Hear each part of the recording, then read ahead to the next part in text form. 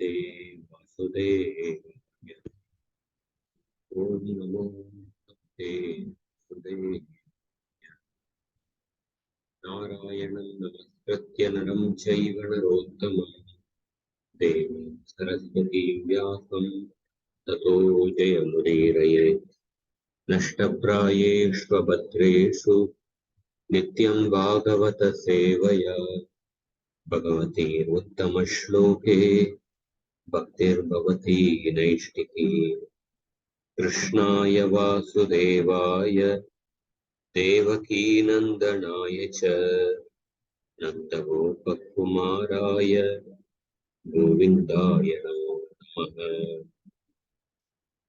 ॐ ज्ञानतिमिरन्दस्य ज्ञानाञ्जनशलाकया चक्षुरोन्मिलितं येन तस्मै श्रीगुरवे नमः।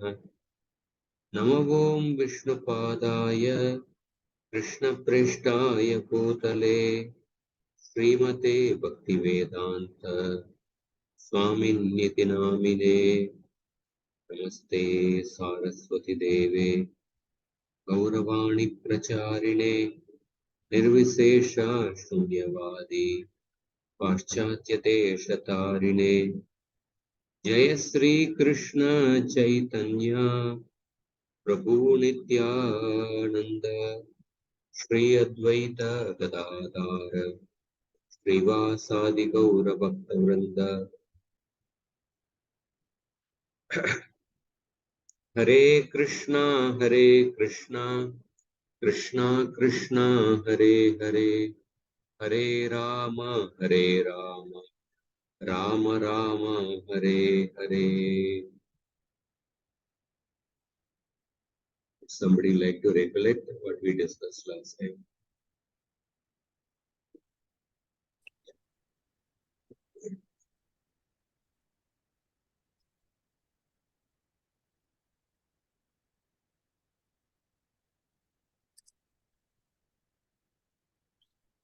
Prabhuji, should I sing? I don't know if I can Yes, concise it. So you can just tell me to stop, because then, I don't know how to concise any. So Anuccheda 23.3 to 434 Maya is real. Jiva Goswami speaks from various dictionaries as well as verses from scriptures, is giving meaning of Maya. Maya is translated as Mithya by Advaitavadis. Jiva Goswami says Maya is referred as energy, Shakti. Miyate Anaya iti, that by which one knows. Brahma Vihoman Leela, Sri Brahmaji says, as the power of fog to create darkness is eclipsed by night, and the light of the glowworm is eclipsed by the daylight, so is the Maya of the ordinary person stuck down when directed against a person of a greater power. So two examples are illustrated here, 10.13.45. Shakti of the ordinary person when it is diverted against superior person energy. Superior person energy of the ordinary person is eclipsed by energy of the superior person. Okay, so this I already said. Shakti matrasya taratamyam. Have I pronounced it properly? Shakti matrasya taratamyam. yes. Gradation is spoken in terms of Shakti. In Puranas, when there is a description of fight, the word Maya is used when somebody uses a particular weapon or a shastra. That time Maya word is used. By releasing Maya, the opposite party is cut into pieces. Hence, you cannot take Maya as Mithya. If you take Maya as Mithya, it is like taking water in mirage, and water in mirage, nobody's thirst is quenched. Shloka from Chaturveda Shikha. The eternal supreme person, Sri Vishnu, is called Maya Maya, the possessor of Maya, because he is endowed with his eternal inherent energy called Maya as a part of his essential nature, Swarupa Bhutaya. Lord's Gnana and Kriya Shakti are inherent in Lord.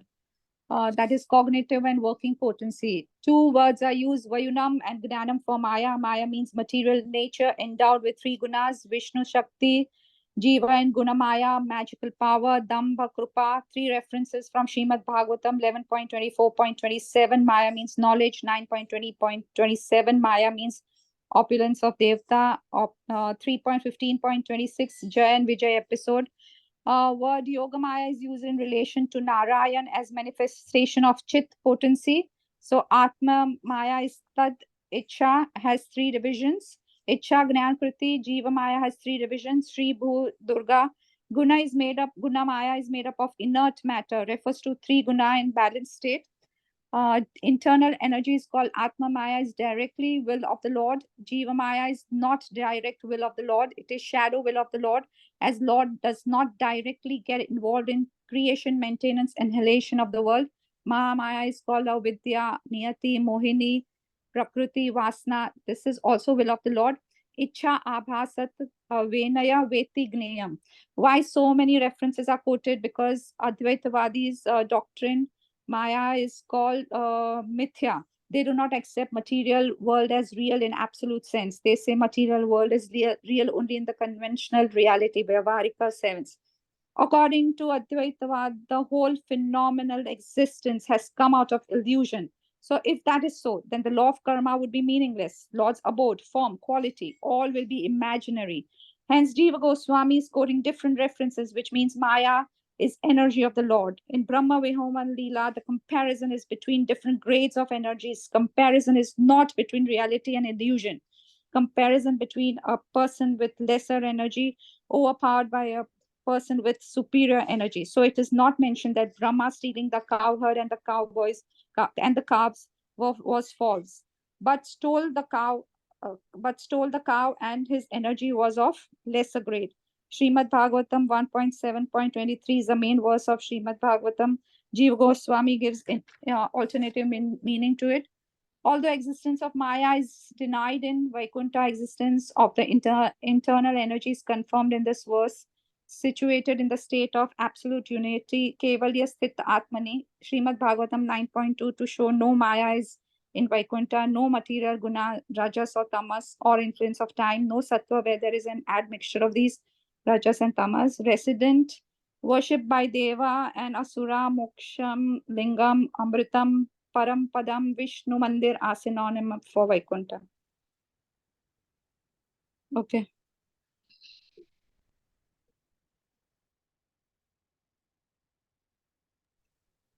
Prabhuji, you add whatever I have missed a lot. Yeah, we covered almost everything. Very short, we covered. Last time we discussed about the different names of Maya. That was the main thing we discussed. 23.3. What are the meanings of the word Maya according to different dictionaries? How the word Maya is used in different places. So the main point of discussing in detail is that Maya is used in the sense of only Mithya in the Advaitavada. The whole world is actually Mithya. But according to the Srimad Bhagavatam, Vaishnava Siddhanta, this world is temporary but real. It is not Mithya. That was the main point we discussed. We'll go to the 24th anuccheda. I'll share the screen.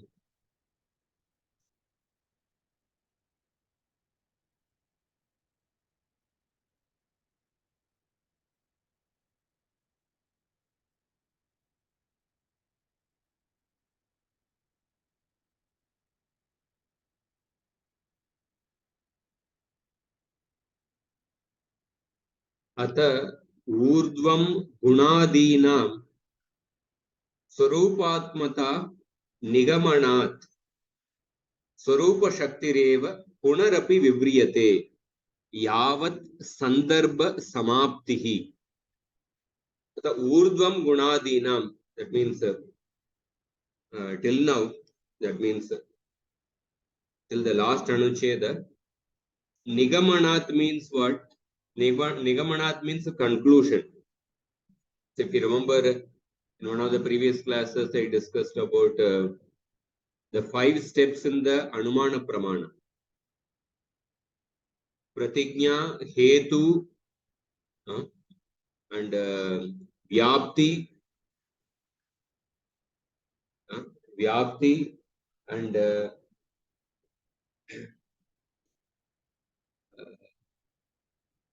Vyapti and I think Udaharana, then the application of that. Fourth step I am forgetting. The fifth step is the Nigamana. Nigamana means a conclusion. So Nigamana means conclusion. Ata urdvam gunadinam swarupatmata nigamanat. That means by now we have concluded that gunadinam, all of the Lord's qualities, they all belong to swarupatmata. They belong to his inherent nature. They belong to his inherent nature. So now Swarupa Shakti Reva Punarapi Vivriyate. Punarapi Vivriyate. Now the Swarupa Shakti is again going to be discussed Yavat Sandarbha Samaptihi till the end of the Sandarbha, till the end of the Bhagavad Sandarbha. So Tatra Gunanam Swarupatmatam Ahuhu. So in the prayers of the personified Vedas, there is a beautiful verse which is being quoted. And this is the verse, this is the main verse of the Anuccheda, which says that Gunanam Swarupatmatam Ahuhu. It is affirmed that the qualities of the Lord are inherent in his Swarupa. They are intrinsic to his nature. So what is the verse? Sayat Ajayatu Ajam Anushayita Gunam Chajushan Bhajati Sarupatam Tadanu Mrityum Apeta Bagaha Tvamutajahasi Tam Ahirivat Tvachamat Tabago Mahasi Mahiyase Ashtagunite Parimeya Aparimeya Bagaha. Sa refers to Jivatma. Yet Ajaya. Ajaya means the first Ajaya refers to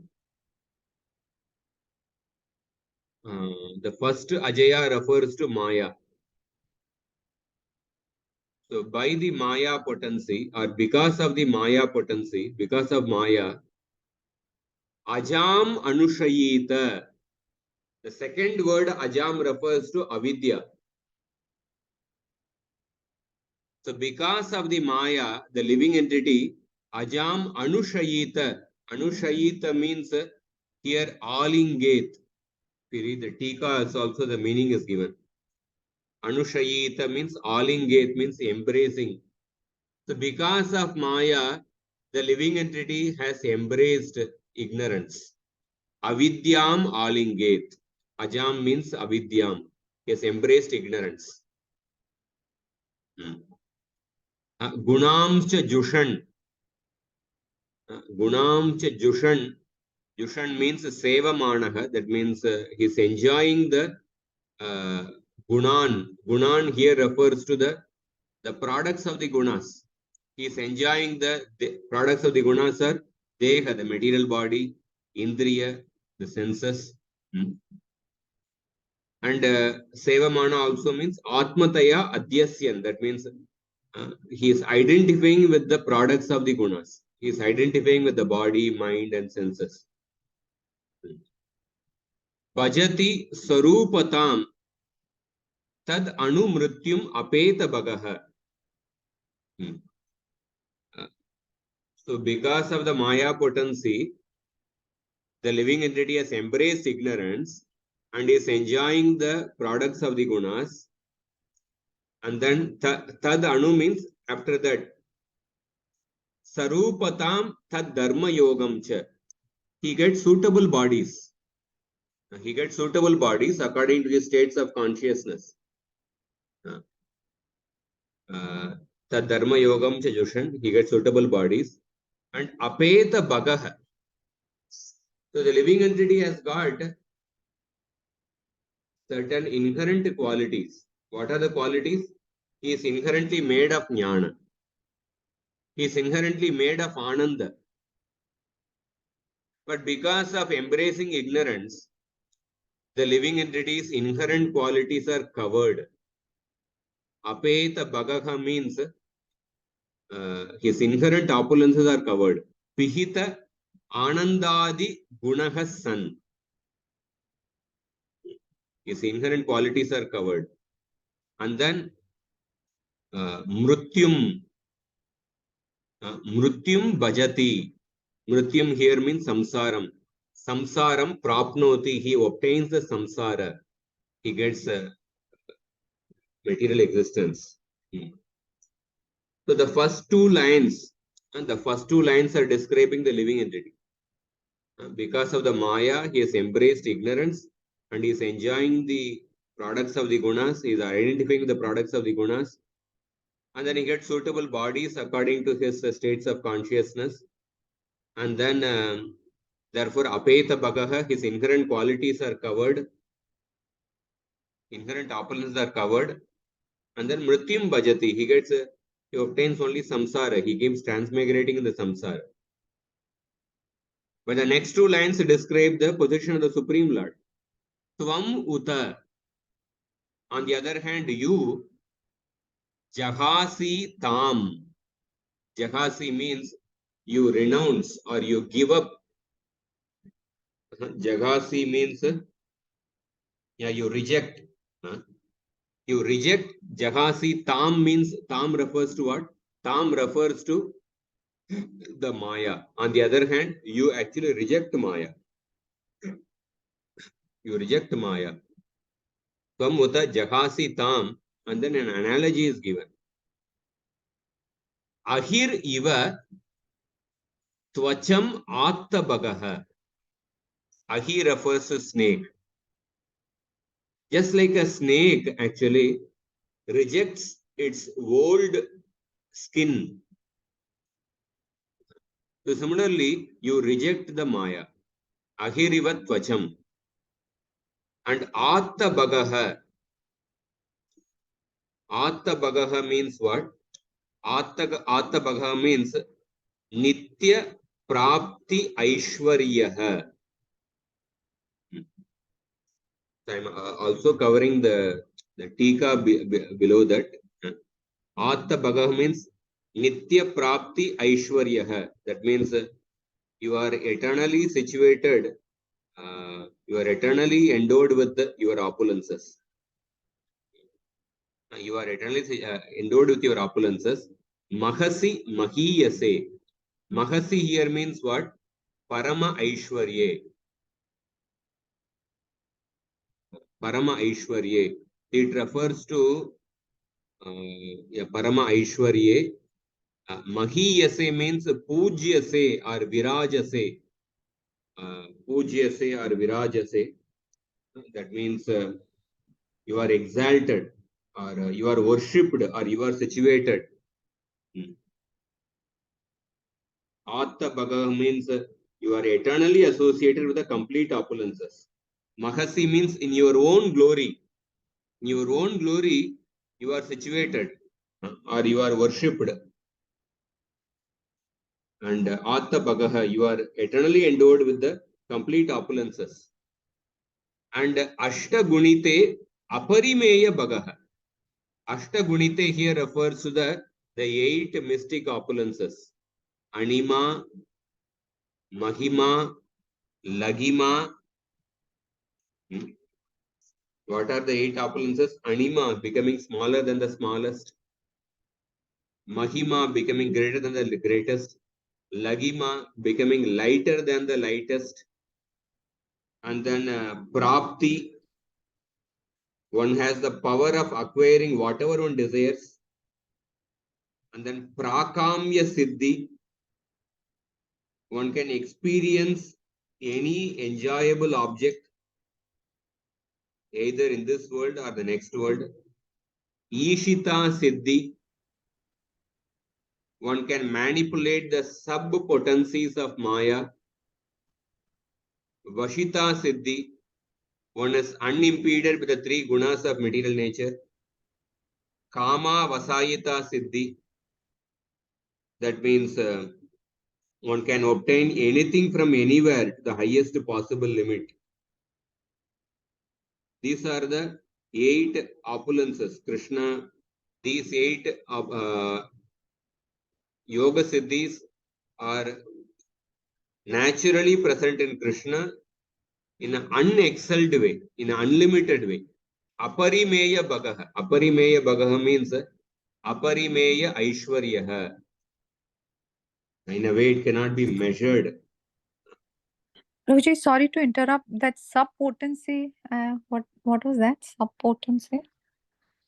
Yeah, maybe the more detail we'll have to get. Ishita Siddhi means one can manipulate the sub-potencies of Maya. That is the meaning given. We will have to read some commentary to find what examples, sub-potencies of Maya. Some kind of a controlling power actually. We'll need some more examples which I don't have currently.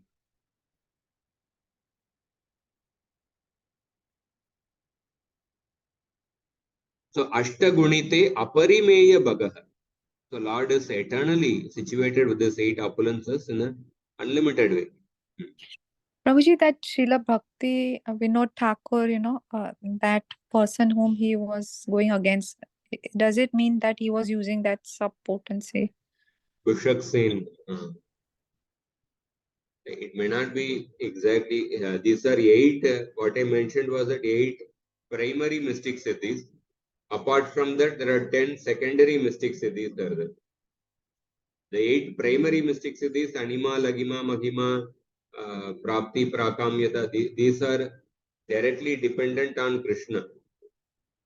The 10 secondary mystic siddhis, they arise from the 3 gunas of material nature. So Bishak Sen, I don't think he must be having one of the 8 primary mystic siddhis.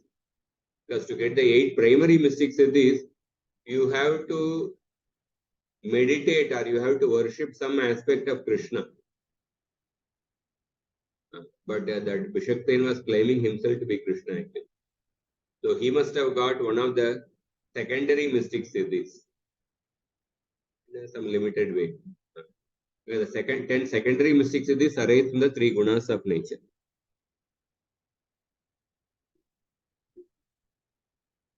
So the Lord is eternally situated in his opulences, in his glory. His 8 mystic siddhis in an unlimited way. So if you see, Ahiriva Tvachamiti. Ahiriva Tvachamiti. So the first paragraph of the Tika almost covered that. Nanusa Mayi Eva Asti Katam Tyagas Tatra Aga. So one may ask the question, Nanusa Mayi Eva Asti Katam Tyagas Tatra Aga. So this Maya is actually Mayi Eva Asti. It is present in me only. So Katam Tyaga, then how can you say that Lord rejects Maya? Nanusa Mayi Eva Asti, the Maya is present in me only. Then Katam Tyaga, so then how can we say that Maya, Lord rejects Maya? Tvam Uta Jahasi. In response, it is mentioned that Ahirivat Tvachamiti. Just like a snake rejects the old skin. What is the meaning? Ayam Bhavaha Yata Bhujangaha Swagatam api Kanchukam Gunabuddhya na abhimanyate Tata Tvam Ajam Mayam. Just like a bhujanga, just like a snake, although that skin is part of his own body, but still the snake does not give importance to that old skin.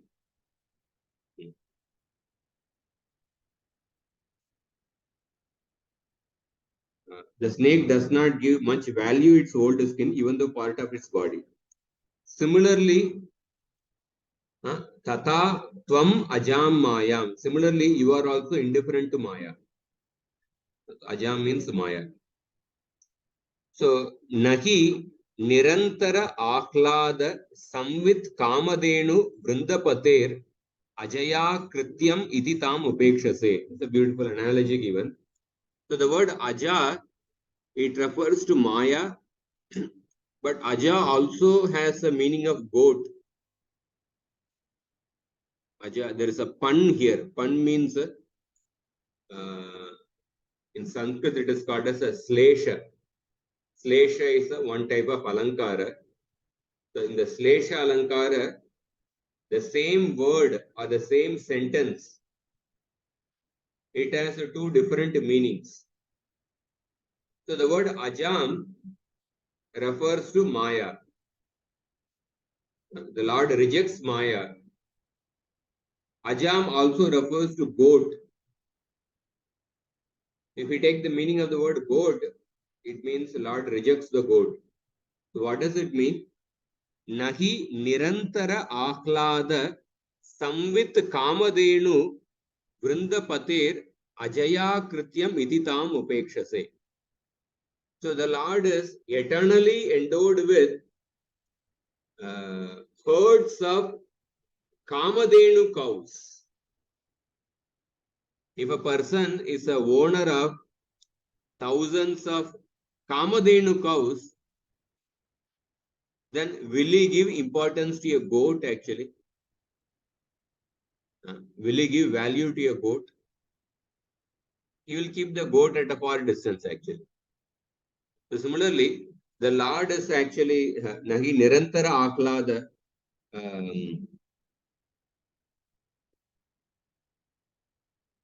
It means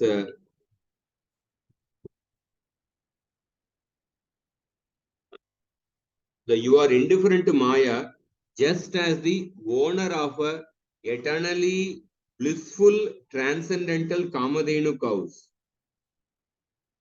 Just like such an owner of the eternally blissful Kamadhenu cows is indifferent to an insignificant goat. Similarly, you who is eternally endowed with unlimited mystic opulences, Mahasi Mahiyase Ashtagunite Aparimeya Bhaga. Since you are eternally endowed, situated in your glory, eternally endowed with unlimited mystic siddhis, so you don't give importance to your Maya potency. Just like a owner of a Kamadhenu house considers the goat as insignificant. So that in that way, the Ajam refers to Maya, it also refers to a goat. And then the Katam Bhutaha Aparimeya Bhagaha, Aparimeya Aishwaryaha. Yes, unlimited opulences.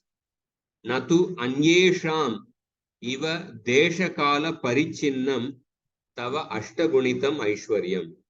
In the case of others opulences are limited by Desha and Kala. But then the Lord's opulences are, they are not limited by the Desha and Kala. Paripurna Swarupa Anubanditvat Aparimitam iti arthaha. What is the meaning? Unlike in any other, your 8 types of opulences are not limited by time and place, but are immeasurable, being completely intrinsic to yourself. Paripurnam Swarupa Anubanditvat. It is intrinsic to yourself and it is complete and unlimited. Aparimitam iti arthaha. So in this way, we see the meaning of the shloka. I hope you understand the meaning. The first 2 lines, the Jivatma is explained. The third and fourth line, the Supreme Lord is explained. The Jivatma is actually embracing the ignorance, is under the control of Maya. Therefore, he obtains samsara. His inherent qualities are covered, apeta bhagaha. But the Supreme Lord rejects the Maya, just like a snake rejects its old skin. That skin is dependent on the screen, on the snake. But at the same time, the snake has rejected the skin. It has kept the skin at a far distance. And the Maya is dependent on the Lord. But the Lord keeps the Maya. Lord is simply absorbed in his internal energy. Keep the Maya at a far distance. Hare Krishna Prabhu. Why do Yes. you say the skin is dependent on the snake? Because the snake comes from the skin comes from the snake's body only. Yeah, the skin comes from the snake's body, but why should once the skin has been shed off, it's not dependent on the snake, na? No, the analogy over here is that the skin comes from the snake's body, but the snake actually does not give value to its old skin. Okay. That is the part of the analogy. The Maya is Lord's energy, but the Lord has kept the Maya at a far distance.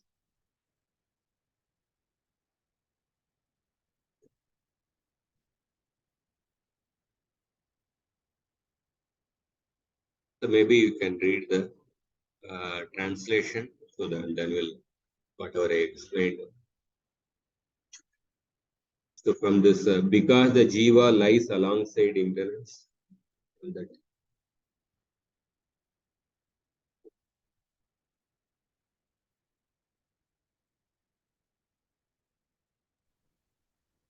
May I read, Prabhu? yes, sir. Because the jiva lies alongside ignorance through the influence of Maya and delighting in her qualities, takes a suitable form for enjoying them. He loses all good fortune and suffers death. You, on the other hand, reject Maya like a serpent its skin, and filled with your own opulences, are exalted in your own glory, equipped with the 8 paranormal powers and immeasurable opulences. Bhagavatam 10:87-38. Go ahead. Sridhara Swami comments, Sa, he, here refers to the living being, Jiva. Yet means Yasmat, because the first use of the word Aja refers to Maya, by whose influence the living being lies alongside her Aja, meaning that he embraces ignorance, avidya.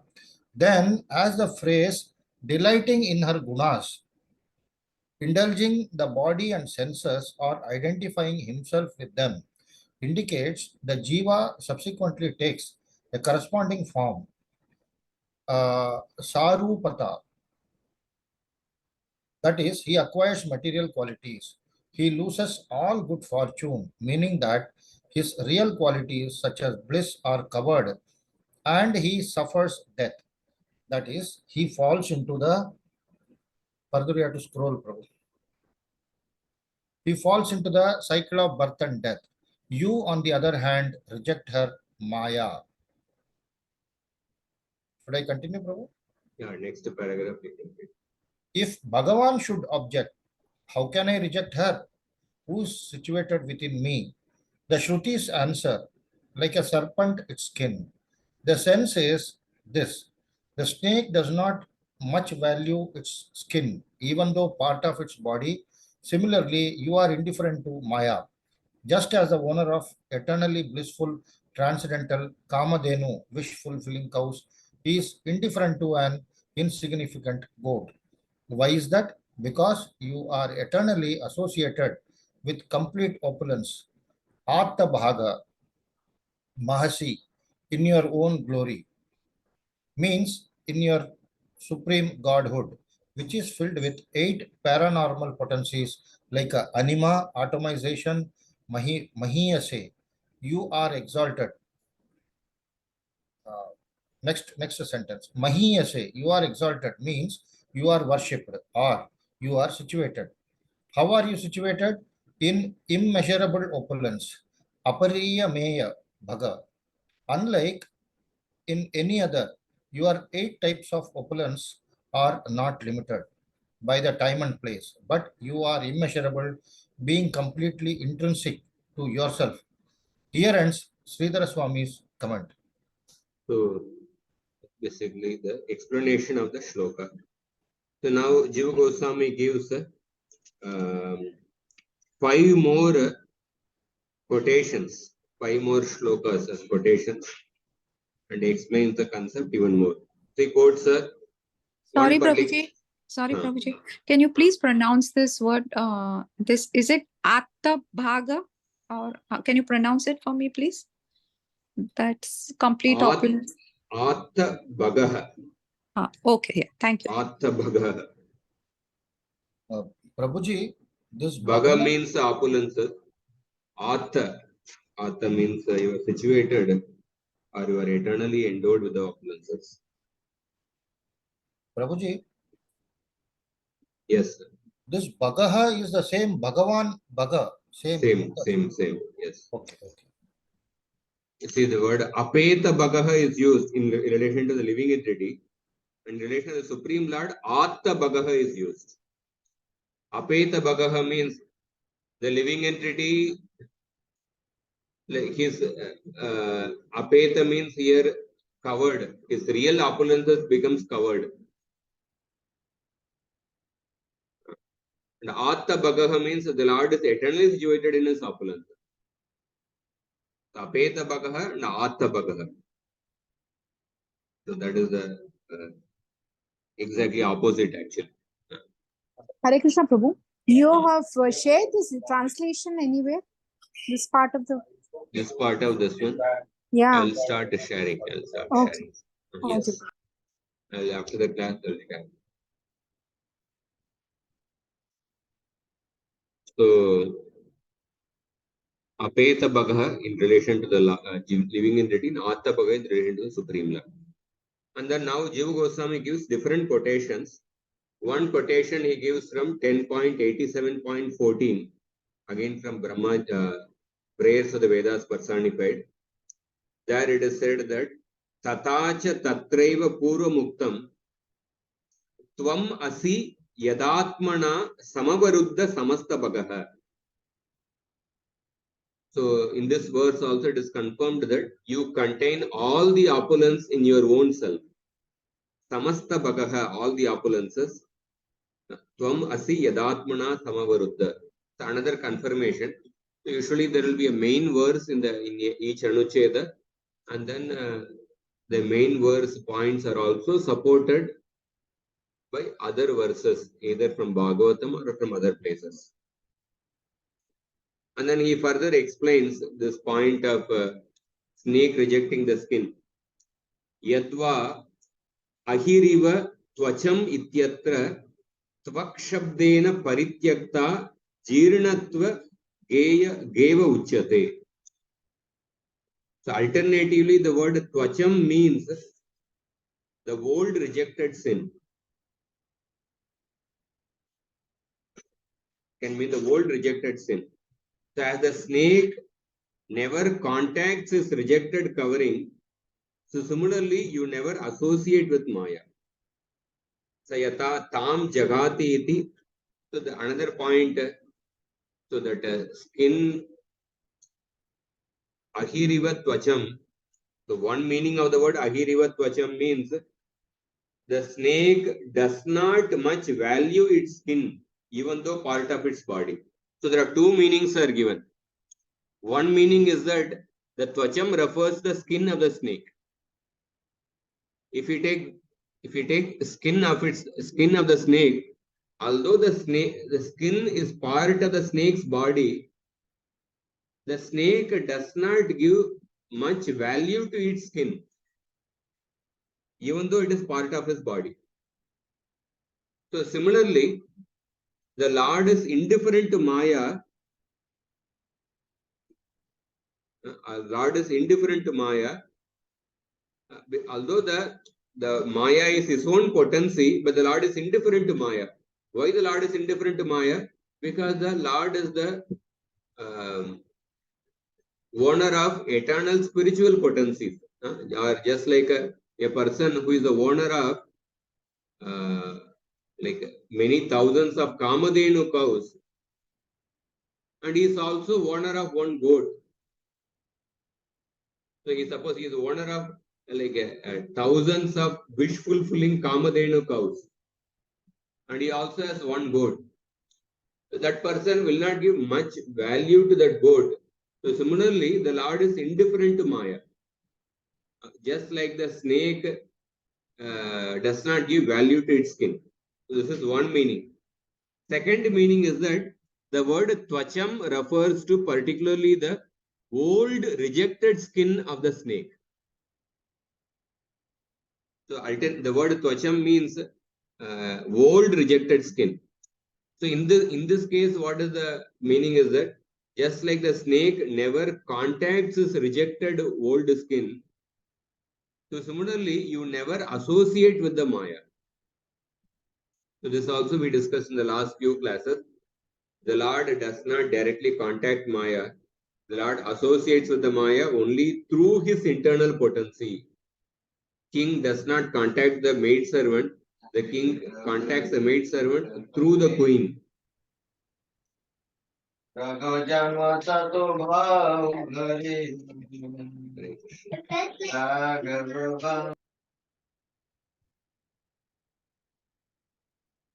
the Lord contacts the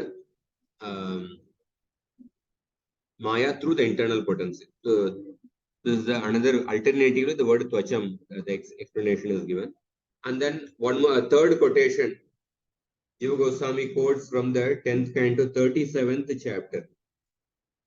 Vishuddha Vijnana Ganam Swasamstaya Samapta Sarvartam Amoga Vanchitam.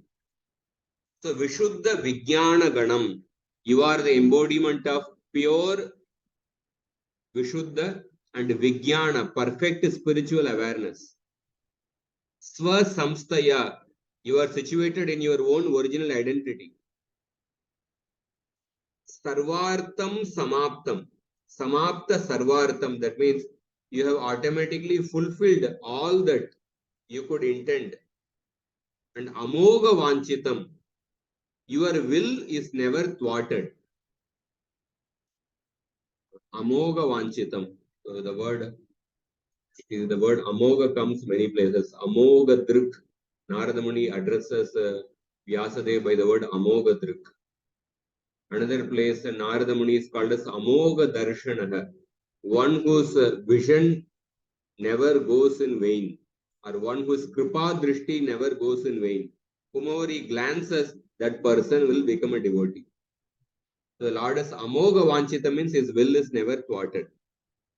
So these verses also quoted to show that how the Lord is situated in his original identity, Swa Samstaya, he is situated in his spiritual energy. So similar points are confirmed over there. And then Jiva Goswami gives next quotation from the Uddhava Gita, Krishna speaking to Uddhava, 11th canto, 15th chapter, where Krishna speaks about the yoga siddhis. Siddhayo ashtadasha prokta dharana yoga paragaihi tasam ashtau mat pradana dashaiva gunahetavaha. So as you can see the corresponding translation in the shloka 11.15.3. So Krishna says that there are 18 mystic opulences. There are 8 primary and 10 secondary. The 8 primary are Tasam Ashtau Mat Pradana. They have their shelter in me. The 10 secondary, they appear for the material gunas. And then next quotation he gives from the again from the same chapter, where Krishna tells to Uddhava, Yeta me siddhaya saumya ashtav outpattika mataha. So these 8 primary mystic siddhis are inherent in me. Outpattika mataha. So why is he quoting these shlokas? In order to actually substantiate that main verse of the Bhagavatam. The main verse of the Bhagavatam, the 3rd and 4th line, it is mentioned that Mahasi Mahiyase Ashtagunite Aparimeya Bagaha. The Lord is eternally endowed with the 8 mystic siddhis and is endowed with unlimited opulences. In order to support that, he is quoting these shlokas. And then one more shloka he quotes, spoken by Prahlad to his classmates. 7.6.23. Kevalanu Bhavananda Swarupa Parameshwaraha Mayayantar Hitaishwarya Iyate Gunasargaya. The Supreme Lord, who is the personification of his own bliss and is realized through his divinity, is hidden by the veil of external energy. Mayaya Antarhitaishwarya Iyate Gunasargaya. And that material energy only creates the world by the three gunas. Sridhar Swami gives some comment. He says that so the Supreme Lord is alone. If the Supreme Lord alone exists everywhere, then his qualities like Sarvajnata, omniscience, should be available everywhere. Shouldn't they? The verse answers with objection. No, because the Lord has concealed his divinity by Maya, which manifests the creation through the gunas. Because it's concealed by Maya, therefore the qualities of Sarvajnata is not available everywhere. Prabhuji, that Mayaya Javanika Channam.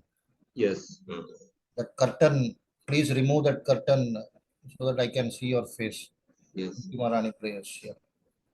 Maya Javanika Channam Jnadokshajamade. Nagam Prakasha Sarvasya Yogamaya Samavartha. These verses also have the same meaning.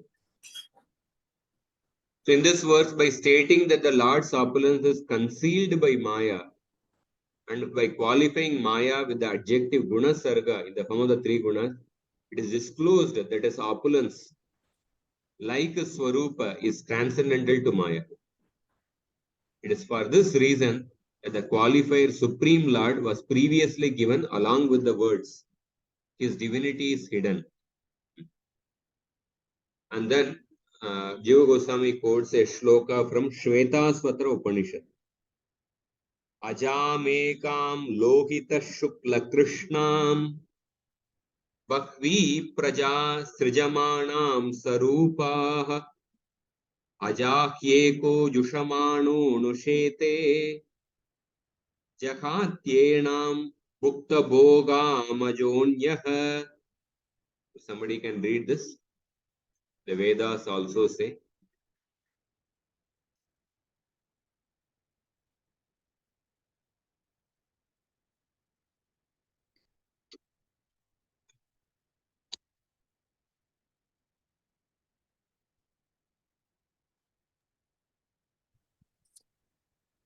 The Vedas also say there is a red, black, and white she-goat that produces offspring, all of the same nature as herself.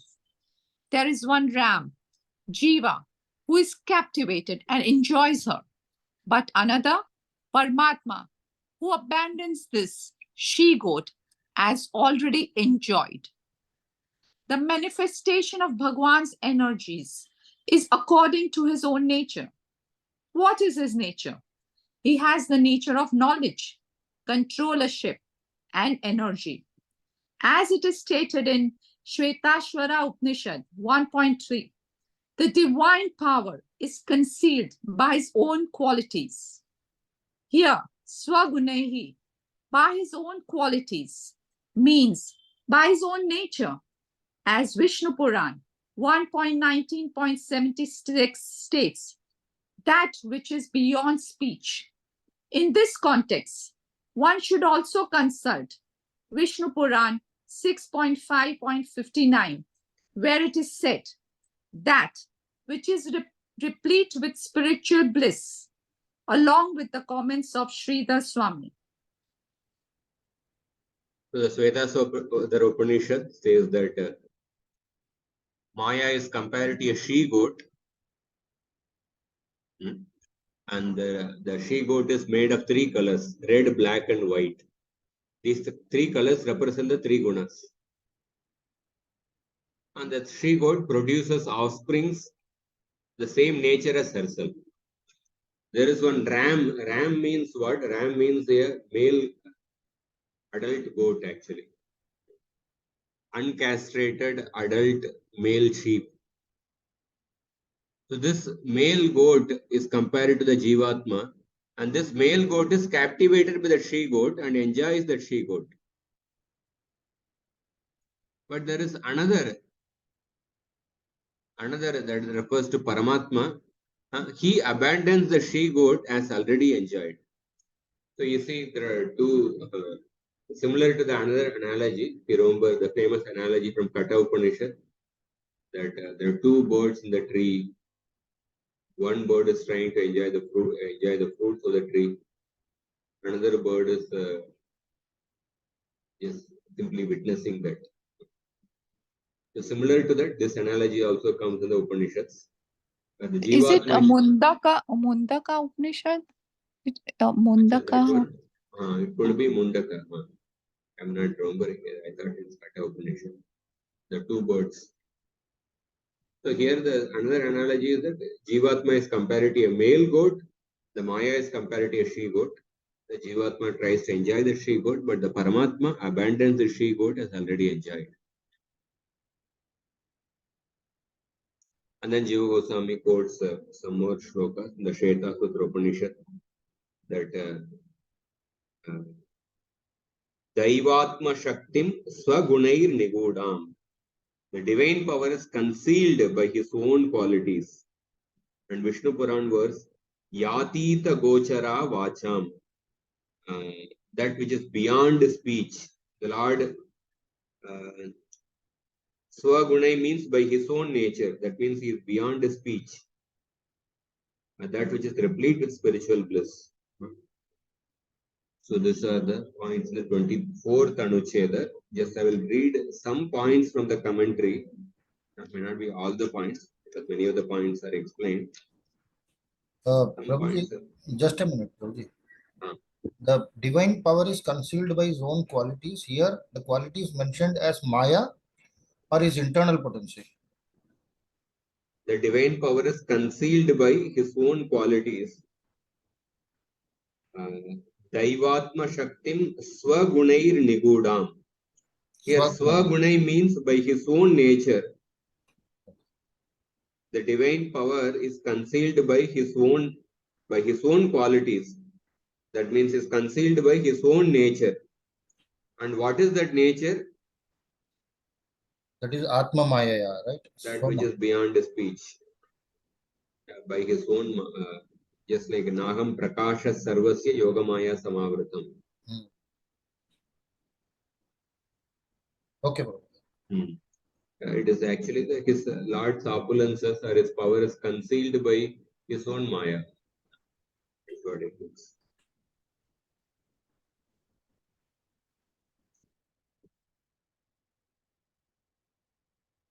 Yes. So I'll read some points from the commentary. See, so in the Bhagavatam, the absolute truth is established as one without a second and one who is having the opulences and qualities and shaktis. So, like when we see, if the absolute truth is one without a second, but we see there are dualities in this world. So then we get the question, what is the nature of the absolute truth who is one without a second? And why there is empirical dualities in this world? This is the main subject we want to discuss.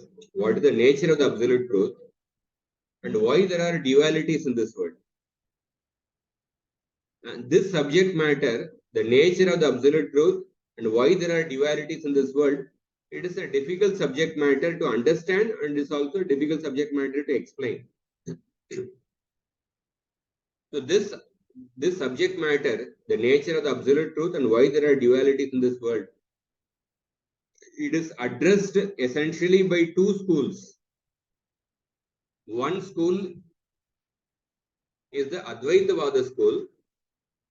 The Advaitavada school tells that the nature of the absolute truth is without qualities, without opulences, without a form, without any activities. without any potencies. And the Advaitavada school says that the nature of the dualities in this world, it is simply mithya. It is only present in the empirical reality. It is only mithya. So that is what the Advaitavada school says.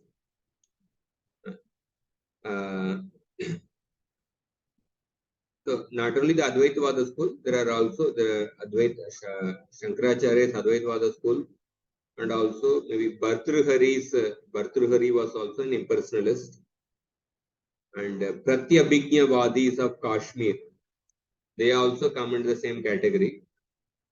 Because we are reading Bhartrihari's Niti Shatakam. The Niti Shatakam, there is no Advaitavada, there is simply the Nitis, but Bhartrihari is the impersonalist. So these people, they have the notion that the absolute truth is only impersonal without any potency. The material world is actually mithya. But then the other school, the theistic Vedanta, they say that the absolute truth has potencies. Absolute truth has shaktis. It has qualities. Absolute truth has activities. And the material world is real. But within this school, there are many categories called as Vishishtadvaita of Ramanujacharya, Dvaitavada of Madhvacharya, Swabhavika Beda Abeda of Nimbarkacharya, Shuddhadvaita of Vallabhacharya, and then Achintya Beda Beda of Chaitanya Mahaprabhu. All these five schools, they accept the absolute truth as having qualities and potencies and shaktis, etc. Advaitavada school does not accept that, therefore that is a separate category. So we see the main obstacle for the personal realization of the absolute truth is the Advaitavada doctrine. So therefore, Jiva Goswami is actually presenting the different inherent flaws in the Advaitavada doctrine, which denies the possibility of understanding the non-dual absolute as a person, replete with transcendental potency. So therefore, he is in a different anucchedas, he is actually establishing how the Lord is having inherent potencies. What is the nature of this Maya potency? What is the nature of this internal energy, etc.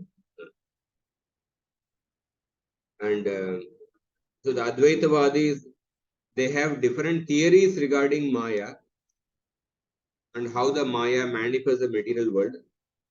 And their theories are definitely accepted by Bhagavatam, which we already discussed in detail in the Tattva Sandarbha, when we discussed Vyasadeva Samadhi. So, according to Jiva Goswami, Bhagavatam proposes the Achintya Beda Beda Tattva. When we talk about Achintya Beda Beda, this world is simultaneously one with Lord and also different from the Lord. So Achintya means inconceivable. So this inconceivable does not mean implausible. Implausible means the quality of provoking disbelief. Inconceivable does not mean that you cannot believe in this thing. Logic, after all, logically, absolute truth has to have inconceivable features. Oftentimes, Prabhupada quotes in different places.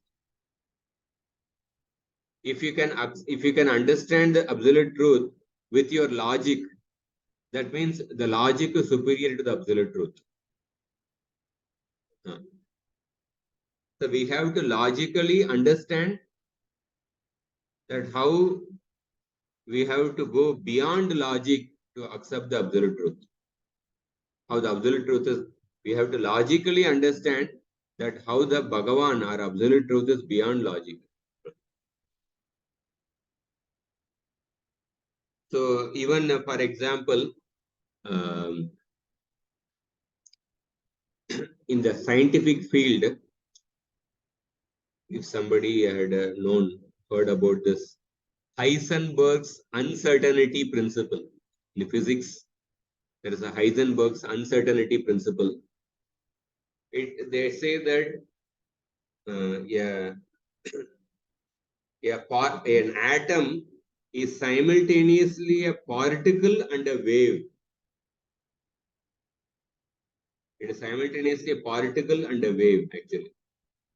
How can both be? It can be a simultaneously a particle and a wave. That is something inconceivable. Even in the scientific field, they have such kind of theories, actually. Prabhupada quotes this in a purport in the 4th canto in the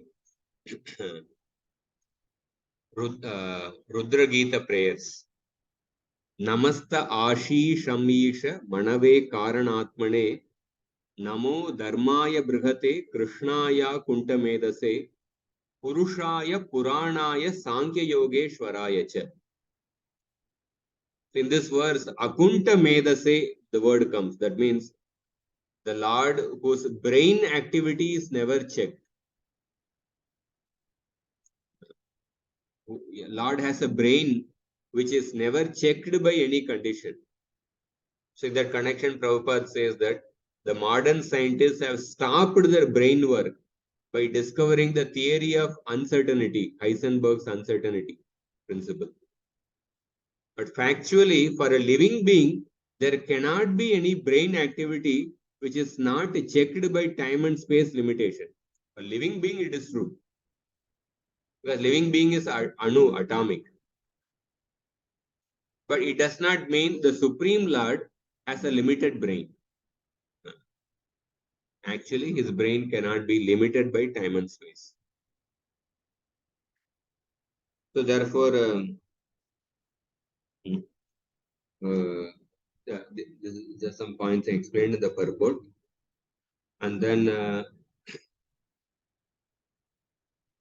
almost the same verses are explained in more detail in the purport actually.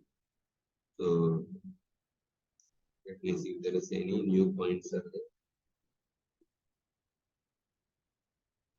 Haribo, Prabhu, can you show me that slide where the 5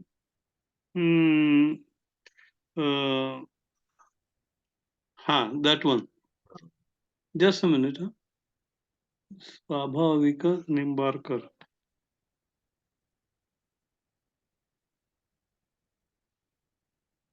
Shuddha Dvaita Vallabhacharya.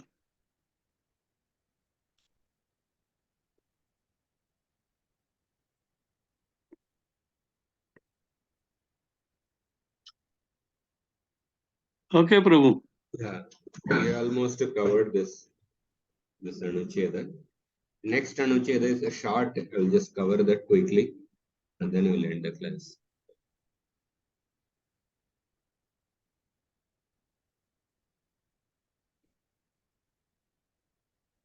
So the next anuccheda, how the Bhagavan's attributes constitute his essential nature.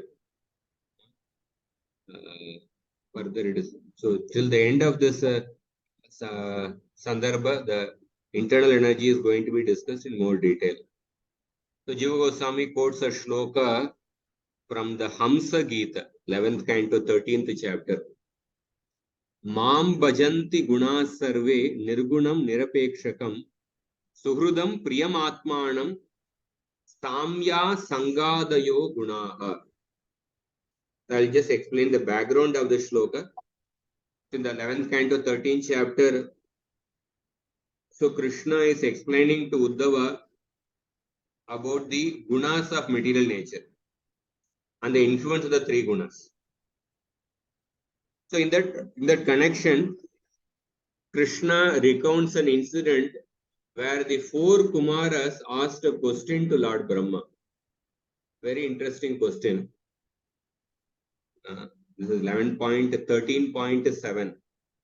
Guneshu avishate cheto gunas chetasi cha prabho katam anyonya santyago mumukshur atitirshoho.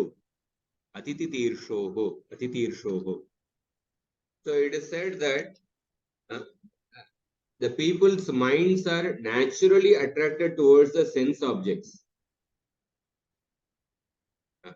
And similarly, the sense objects in the form of the desire, they naturally enter within the mind.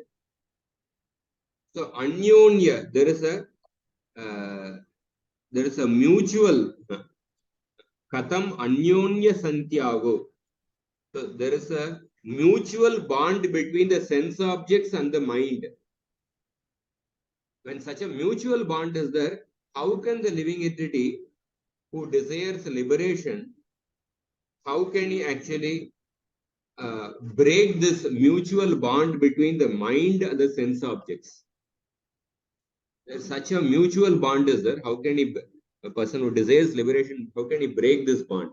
It is something like suppose you have made a chapati atta by adding salt into that and made chapati atta. The atta is ready. Now you are told that now you separate the salt from the chapati atta. Is it actually possible? The salt has entered into every, it is mixed so thoroughly with the chapati atta. And after you have made the dough, then you are told to actually separate that salt. Or the lemon rice is made and it is offered and ready to be eaten. At that time, you are told, okay, now you separate the lemon from the rice. So practically it becomes difficult. The same way, the Kumaras are asking that there is a mutual bond between the mind and sense objects. A person who desires liberation can get out of it. So at that time, when they asked Brahma, because Brahma was absorbed in the work of creation, he did not know, he could not answer this question. So he prayed to Krishna. That time Krishna appeared in the form of the Hamsa. Hamsa actually separates milk from water. Therefore, the Lord appeared in the form of the Hamsa in order to tell how to separate the mind from the sense objects. So, in the Hamsa Gita, this verse comes: Mam bhajanti guna sarve nirgunam nirapekshakam. Suhrudam priyam atmanam samya asanga adayo gunaha. So all the gunas such as samya and asanga. Samya means equanimity, asanga means absence of attachment. All the gunas such as equanimity and absence of attachment, mam bhajanti. Mam bhajanti means they take shelter of me.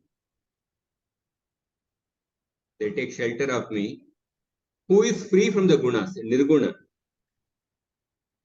And nirapekshakam. And who is indifferent to them.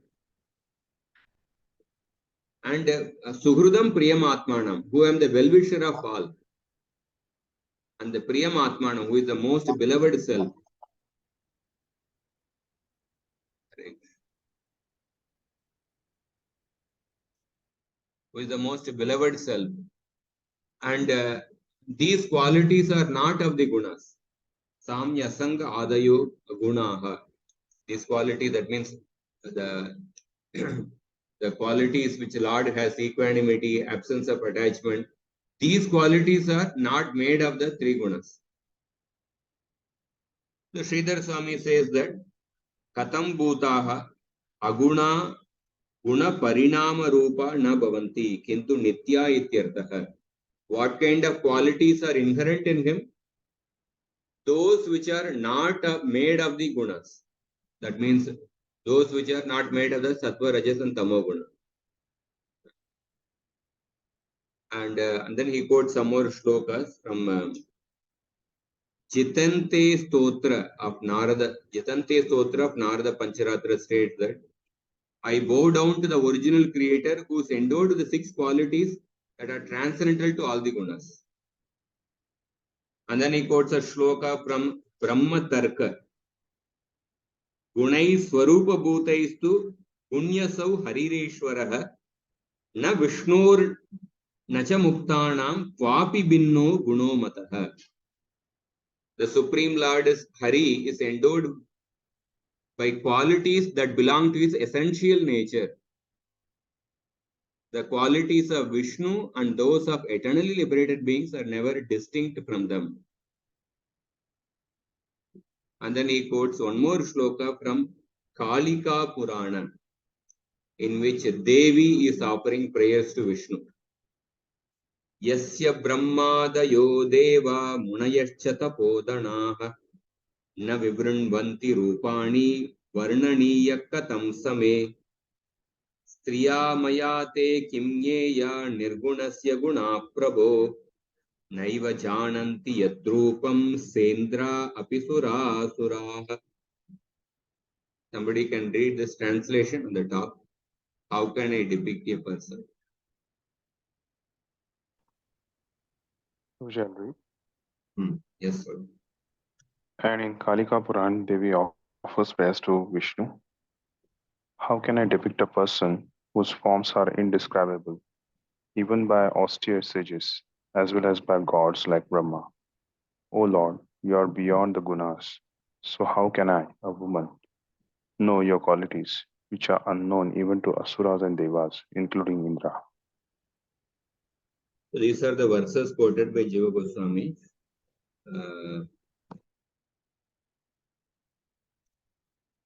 The same theme actually.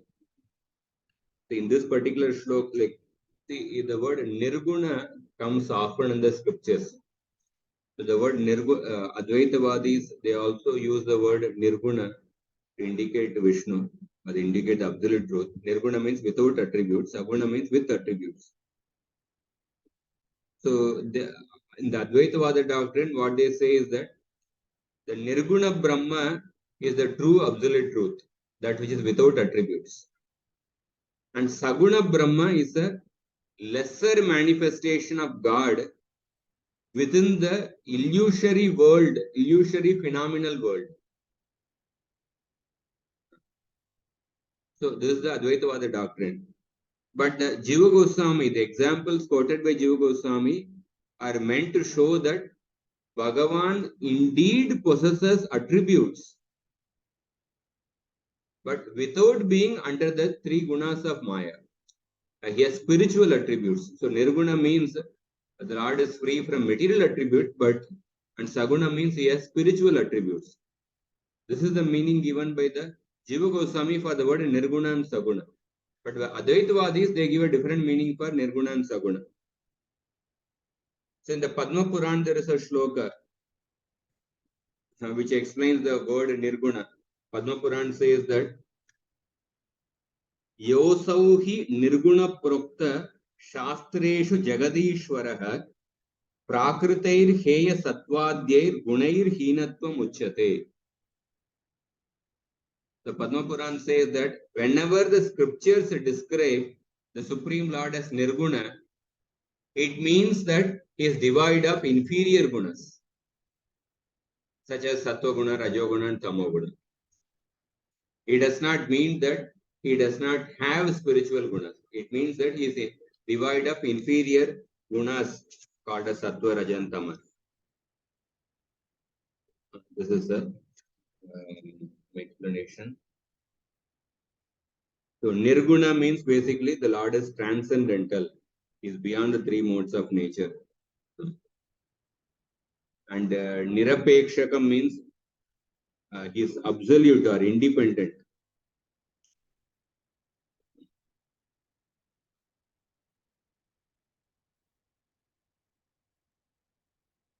And yeah, these are some points. Yeah, almost we have covered this one. Nirapekshakam, Samya Asangadayo Gunaha. Samya means the Lord is equal to everyone. He is equanimity. And Asanga means without attachment. But the same word can also be taken as, instead of Samya Asanga, we can take it as Samya Asanga. The word Asanga means without attachment. The word Asanga means with attachment. So, depending on the particular prefix which you use, Asanga means without attachment, but if we say Asanga, it means with attachment. So, Samya Sanga, it can be the combination of Samya plus Asanga, or it can be Samya plus Asanga. If we take the word as Samya Asanga, then Asanga means with attachment, that refers to his Bhakta Vatsalyata nature. He is affectionately bound to his devotees. So in that way, the meanings can be given. So with this, we'll stop here, 25th Anuccheda. Next time, we'll start in the 26th Anuccheda. So today, we discussed the 24th Anuccheda. Mainly, we discussed the prayers of the one verse from the prayers of the personified Veda. 10.87.38, the explanation of the shloka, and also some more references which Jiva Goswami quotes. The 25th Anuccheda, the main verse of this chapter is the verse from the Hamsa Gita prayers. 13.40. How the qualities like equanimity and absence of attachment, they take shelter of Krishna, who is free from the gunas and who is indifferent to them and who is the well-wisher of everyone, the most beloved self. Hare Krishna. Anybody has any questions or comments?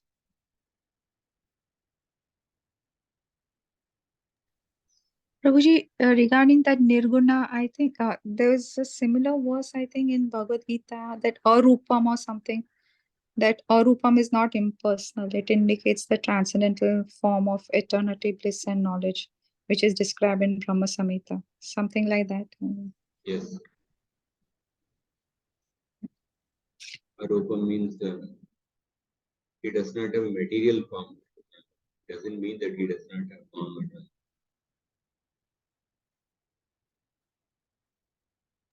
And also that that Lord keeps Maya far away, like yourself mentioned about that snake skin and all. So like there's this spider's web also. As the spider spins its web, and after a while it winds up back into itself. Yeah, the spider's example is given for another purpose. The spider makes the web from its own saliva. So similarly, the Lord actually creates this world, maintains this world from his own potencies. He does not depend on some other Shakti. He depends on how he is actually is independent. He makes this material world from his own energies. Just like the spider makes its web from its own saliva. That is why the spider analogy is given.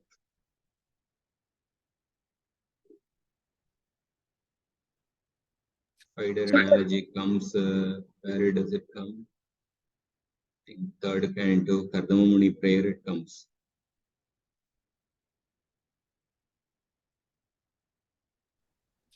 So Prabhuji, if we have to use this, now we know that Maya is real. Okay, so now if I have to say, then we say that the material energy traps and binds the spirit souls who are rebellious to God and who wishes to enjoy independent of Him, right?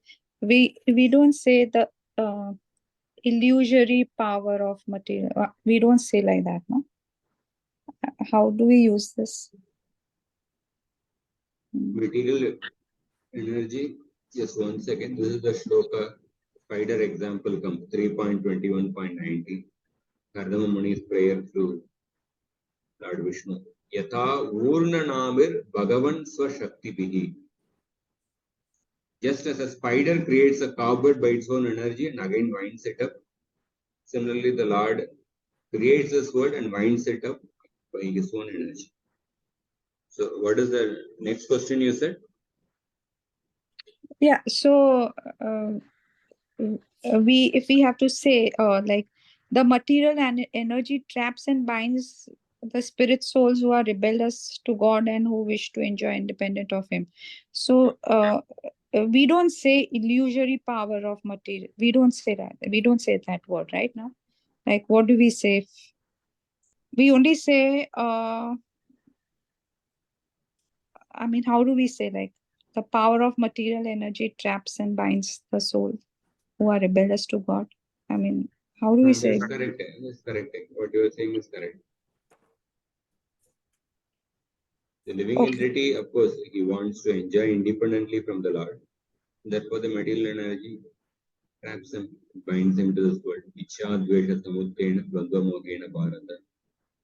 Sarva bhutani sammoham sarge yanti parantapo. By Ichha and dvesha, the living entity is bound to this world. And this is there since time immemorial. So this concept will also be discussed in Paramatma Sandarbha. But mentioning here, the living entity is bound to ignorance since Anadi Kala. Anadi avidya yuktasya Anadi avidya yuktasya purushasya atma vedanam swatona sambhavadanyas tattvajno jnanado bhavet. 11.22.10. Anadi avidya yuktasya. The living entity is covered by ignorance since Anadi Kala. And he cannot come out of this ignorance on his own. Svato na sambhavad. Anyas tattvajno jnanado bhavet. There must be another personality who is in factual knowledge of absolute truth. Only when he imparts knowledge to the living entity, then the living entity can come out of it. So we see Bhagavad Gita, Krishna says that na tad bhasayate suryo na shashanko na pavakaha yad gatvana nivartante tattama paramama. Once a person goes to the spiritual world and does not fall down, then one may say that, okay, initially we came from the spiritual world, and then now if we go back, we will not fall. Sometimes like that, the theory is there. But then in the Uddhava Gita, he says that Anadi avidya yuktasya. One is in ignorance since beginningless time. Anadi. It's not that if the living entity had come from the spiritual world to here, then the use of the word Anadi avidya is meaningless actually. That means it had a beginning. Previously, one was in the spiritual world, and then when a person came to the material world, then the Anadi word cannot be used by Krishna. But Krishna has used the word Anadi avidya yuktasya. Just like when we say Ishvara Parama Krishna Sachitananda Vigraha, Anadi Radhir Govinda. Anadi Radhir Govinda, he has no beginning. Krishna has no beginning. Means like he is a Parama Ishvara since beginningless time. It is not that at a particular time he became Parameshwara. He is Ishvara Parama. Parama Ishvara since beginningless time. Anadi Adir Govinda. He has no beginning. So similarly, Anadi Avidya Yuktasya. That means the living entity is endowed with ignorance since Anadi Kala. But once a person goes to the spiritual world, Yad Gatva Na Nivartante Tatama Paramama. Hare Krishna. Thank you, Prabhuji. Hare Krishna, Prabhu. Yes, sir. Prabhuji, this Hamsa Guya prayers and Hamsa prayers, they are different, no doubt, but the subject matter is somewhat similar. So, is there any connection between these two? No. Any remote connection? This is Hamsa Gita. Hamsa Hamsa Gita. This is Hamsa Gita is basically the instructions given by Hamsavatara to the four Kumaras. Okay. That is a Hamsa Guhya prayers offered by Daksha Prajapati in glorification of Krishna. Correct, correct. One is a prayer, another is the instructions actually, philosophical instruction. Yeah, thank you. Okay. Then we'll stop here. Thank you very much. Hare Krishna.